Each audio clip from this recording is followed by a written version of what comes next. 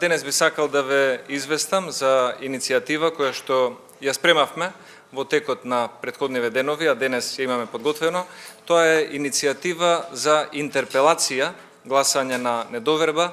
на министерот за надворешни работи господинот Никола Димитров. Има повеќе работи кои што се наведени во интерпелацијата, но јас ќе ги наведам клучните три. Првата работа е брзоплетото, штетно потпишување на договорот за добрососедство помеѓу Македонија и Бугарија, избегнувањето за него да се дискутира, лажењето дека се работи за нацрт текст кој што може да се подобри и во кој што би била вклучена и опозицијата, а потпишување на финален текст кој што не бил воопшто предмет ни на преговарање, туку бил само прифаќање на бугарските позиции, за што честитаме на бугарската влада што се изборила за своите интереси, но не и на министерот за надворешни работи на Македонија, кој што не ги застапувал македонските национални интереси и подпишал одредби кои што ќе бидат штетни со спроведувањето за Република Македонија.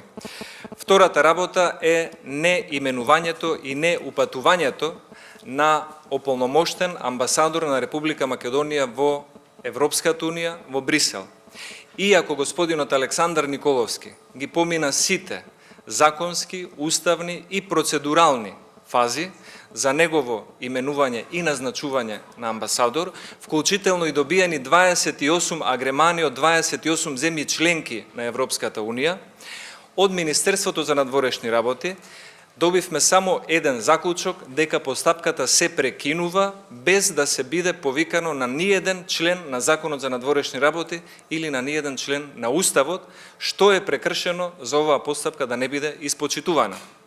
Ако можеше ВМРО-ДПМН и коалицијата за подобра Македонија, заради приоритетот за ЕУ и НАТО и обединувањето на позицијата и опозицијата да испрати пратеник од СДСМ господинот Нано Ружин како амбасадор во НАТО во Брисел и да добиеме со тоа и препорака за членство во НАТО, која што ќе беше реализирана доколку не беше блокадата од Грција, тогаш зошто не би можела денешната влада која што најавува инклузивност и министерот за надворешни работи кој што најави дека сака опозицијата да ја вклучи во сите големи национални проекти, посебно ЕУ и НАТО, незаконски да го попречи упатувањето на господинот Николовски за амбасадор на Република Македонија во Брисел при Европската унија.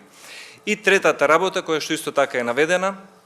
во барањето за гласање на недоверба кон господинот Никола Димитров е немањето на категоричен, јасен и одречен став по однос на притисокот кој се врши врз Република Македонија да изгради прифатни центри и бегалски кампови за мигранти.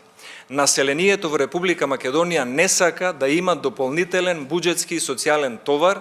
и да има 10, 20, 50 или 80 илјади мигранти на својата територија, чии што буџетски товар и финансии ќе бидат на сметка на тоа што треба да го плаќаме како плати, пензии, социјални осигурувања, детски градинки, спорт, образование и се друго што е од интерес на граѓаните на оваа држава. Немањето на категоричен став по ова прашање, кога ова прашање е доминантно и во регионот и во Европската унија, од страна на министерот за надворешни работи е во најмала рака недозволиво, а истовремено е немање и на национален став кој што е во интерес на граѓаните на нашата држава. Тоа се трите точки наведени во самата интерпелација која што денес ја доставиме и она што беше оневозможено од парламентарното мнозинство да се дискутира на една нормална, отворена седница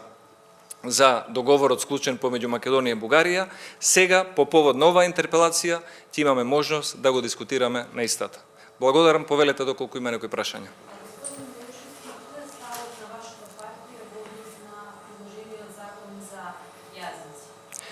Првиот член, ако го прочитате од предложениот закон за јазици, и самите ќе видите дека и академик Ќулавкова, и професорката Ванковска, и професорката Силјановска се во право. Овој закон е неуставен и излегува надвор од рамковниот договор.